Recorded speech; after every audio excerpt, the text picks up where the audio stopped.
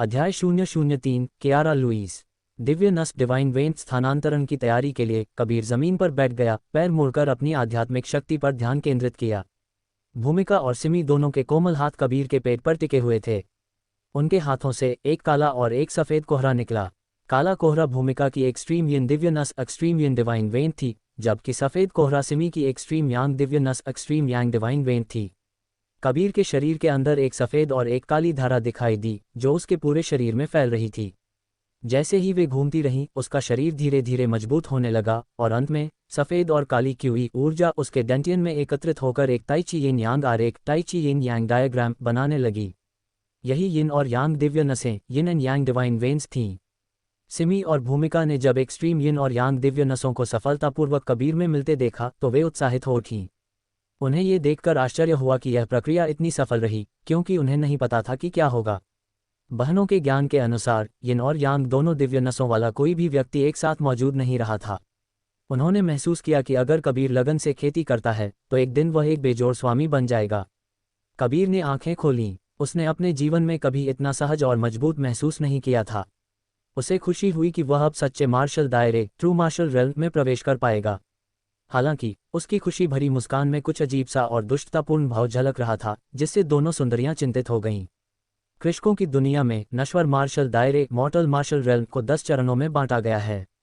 कबीर वर्तमान में नश्वर मार्शल दायरे के तीसरे स्तर मार्शल बॉडी चरण में था और लंबे समय से चौथे स्तर में प्रवेश करने में असमर्थ था। भूमिका ने कबीर के सच्चे मार्शल दायरे तक पहुंचने के विचार पर तिरस्कार व्यक्त किया, जबकि सिमी ने उसे समझाया कि यिन और यांग दिव्य नसें होने के कारण उसकी सोच अधिक खुली होनी चाहिए। उन्होंने बताया कि जिस विल्सन मुख्य भूमि विल्सन मेनलैंड में वे हैं, वह एक नश्वर दुनिया का केवल एक छोटा सा हिस्सा है और शक्ति का विकास कभी नहीं रुकता। सिमी ने कबीर को उनके अनुबंध कंट्रैक्ट की याद दिलाई कि उसे उनकी शक्ति बहाल करने में मदद करनी होगी। कबीर ने बार बार सिर हिलाया और वादा किया कि जब तक वह जीवित है वह अनुबंध को पूरा करेगा और उनकी शक्ति बहाल करेगा। भूमिका ने संतुष्टि से सिर हिलाया और बताया कि उनकी शक्ति बहाल करने का सबसे तेज तरीका उच्च श्रेणी के डैंक गोलियां का उपयोग करना है, जिसके बाद वे अपना बदला ले पाएंगी। सिमी ने अपने बालों से एक अंगूठी निकाली और कबीर की ओर फेंक दी। उसने बताया कि खून की एक बूंद डालने पर अंगूठी उसे अपना मालिक मान लेगी और इसका उपयोग स्टोरेज पाउच की तरह किया जा सकता है। उसने कबीर को अपनी बड़ी बहन और खुद को इसमें रखने के लिए कहा ताकि वह ऊपर चढ़ सके, क्योंकि यह जगह दानव जानवरों से भरी हुई थी। कबीर ने अंगूठी पर खून टपकाया और उससे अनुबंध स्थापित किया।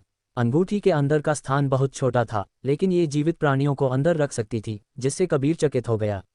उसने दोनों महिलाओं को अंगूठी में रखा और अंगूठी को अपनी उंगली में पहना, जहां वह अदृश्य हो गई। अपने पिता द्वारा दी गई डैन खाकर और भरपूर सहनशक्ति के साथ कबीर ने चट्टान पर चढ़ना शुरू कर दिया। यह उसके लिए एक कठिन चुनौती थी, खासकर काले मृत्यु क्यूई के कारण कुछ भी दिखाई न देने से चढ़ाई और भी मुश्किल हो गई थी। पूरे एक दिन की कठिन चढ़ाई के बाद कबीर आखिरकार शीर्ष पर पहुंच गया। दिव्य नसों के कारण उसे एहसास हुआ कि यह उतना मुश्किल नहीं था, क्योंकि चढ़ाई के दौरान उसने बड़ी मात्रा में स्पिरिट क्यूई को अवशोषित किया, जिससे उसकी थकान दूर हो गई और वह ऊर्जावान महसूस करता रहा। दिशा का पता लगाने के बाद कबीर विलियम शहर विलियम सिटी की ओर वापस चला। हालांकि वह अंगूठी के अंदर भूमिका और सिमी को देख नहीं पा रहा था, फिर भी वह उन्हें महसूस कर पा रहा था।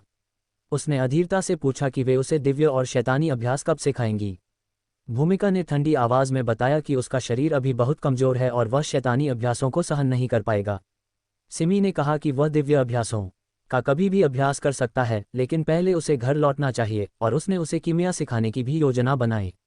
कबीर अपने दिल में खुश होकर जितनी तेजी से दौड़ सकता था उतनी तेजी से दौड़ने लगा। दक्षिणी मार्शल साम्राज्य के दक्षिणी भाग में विलियम शहर एक बड़ा और समृद्ध शहर था, जहां प्रसिद्ध मार्शल आर्ट परिवार विल्सन फैमिली रहता था। विल्सन परिवार का कई हजार साल का इतिहास था और वे बहुत धनी थे। उनका विला कई हजार एकड़ में फैला हुआ था, जिसमें अनगिनत आंगन और बगीचे थे। कबीर अपने पिता केशव विल्सन को खोजने के लिए पुस्तकालय में भागा। केशव विल्सन ने हंसते हुए कबीर का स्वागत किया और पूछा कि क्या उसे लुइस फैमिली की छोटी लड़की, उसकी मंगेतर कियारा लुइस याद है। कबीर को एक आकर्षक छोटी लड़की याद आई जिसके साथ वह बचपन में खेलता था। केशव विल्सन ने बताया कि कियारा विला में उसका इंतजार कर रही थी। कबीर ने खिड़की से बाहर देखा और जैद जैसी त्वचा वाली कियारा को आंगन में चलते हुए देखा। वह केवल 14 या 15 साल की थी, लेकिन उसकी सुंदरता मंत्रमुग्ध कर देने वाली थी। जब कियारा ने कबीर को देखा तो उसका चेहरा खुशी से भर गया और उसने मीठी आवाज में कबीर चिल्लाया। कबीर ने स्वीकार किया कि कियारा उम्र में छोटी होने के बावजूद स्वभाव या रूप से अंगूठी के अंदर की दोनों सुंदरियों के बराबर थी। कबीर ने हंसते हुए कहा कि यह एक बड़ी हो चुकी महिला के 18 बदलाव हैं और उसे लगा कि छोटी लड़की एक परी बन गई है। उसने दिल में खुशी से सोचा, ये लड़की मेरी मंगेतर है।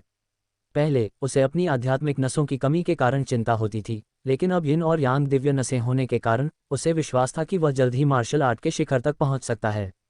कियारा हल्की सी मुस्कुराई, जिससे उसके गालों पर छोटे डिंपल पड़ गए और कबीर फिर से मंत्रमुग्ध हो गया। केशव विल्सन ने उन्हें अकेला छोड़ दिया ताकि वे बातें कर सकें। कबीर ने कियारा का हाथ पकड़ा और उसे अपने घर ले गया, जिससे विल्सन परिवार के कई बच्चे ईर्ष्या करने लगे। कबीर ने कियारा से पूछा कि वह विल्सन परिवार में कब तक रुकेगी। कियारा ने बताया कि वह अपने पिता के साथ उससे बात करने के लिए विलियम शहर आई थी और ज़्यादा देर नहीं रुकेगी। बचपन में कियारा को एक अजीब बीमारी थी और वह इलाज के लिए विलियम शहर आई थी। तब वह बहुत कमज़ोर थी और उसे अक्सर धमकाया जाता था। केवल कबीर ने ही उसकी अच्छी देखभाल की, उसके साथ खेला और उसे अपनी बीमारी से लड़ने के लिए प्रोत्साहित किया। इन बातों ने कियारा के दिल में अपनी जगह बना ली थी और भले ही कबीर के पास आध्यात्मिक नसें नहीं थीं, फिर भी उसने कबीर से शादी करने का फैसला किया था। कियारा ने कबीर को बताया कि उसके परिवार ने उसे शादी तोड़ने के लिए कहा था, लेकिन वह सहमत नहीं हुई।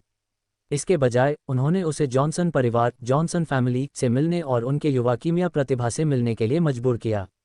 कियारा ने कबीर को आश्वस्त किया कि वह उस जॉनसन परिवार के लड़के से शादी करने के बजाय मरना पसंद करेगी, क्योंकि उसने सुना था कि उसका चरित्र बहुत बुरा था। दक्षिण मार्शल साम्राज्य में कियारा को एक प्रतिभा माना जाता था। 14 साल की उम्र में वह नश्वर मार्शल दायरे के 6वें स्तर पर थी। जॉनसन परिवार में भी एक 16 साल का प्रतिभाशाली था जो डैन बना सकता था और सब उन्हें एक आदर्श जोड़ा मानते थे। कबीर बहुत शांत था। अब उसके पास यिन और यांग दिव्य नसें थीं और 2 शक्तिशाली महिलाएं उसकी गुरु थीं, इसलिए उसे विश्वास था कि वह थोड़े समय में जॉनसन परिवार के युवा कीमियागर से आगे निकल सकता है। कबीर ने मुस्कुराते हुए कियारा के गालों को छुआ और कहा, कियारा, तुम जॉनसन परिवार जाओ और कहो कि तुम्हारा पहले से ही एक मंगेतर है, और अगर वह फिर भी स्वीकार करने से इनकार करता है तो उसे मुझसे चुनौती देने के लिए कहो। कबीर को इतना आत्मविश्वासी देखकर कियारा बहुत खुश हुई। वह अपनी उंगलियों पर खड़ी हुई और कबीर के होठों पर चूमा, फिर सिर झुकाकर कहा, कबीर, तुम्हें और मजबूत होना होगा। मुझे अपने परिवार की चिंता है, क्योंकि वे हमें तोड़ने में संकोच नहीं करेंगे। कियारा आंगन में एक निगल की तरह ग्रेसफुली सुंदरता से चली गई, जिससे कबीर मूर्ख की तरह विचलित हो गया।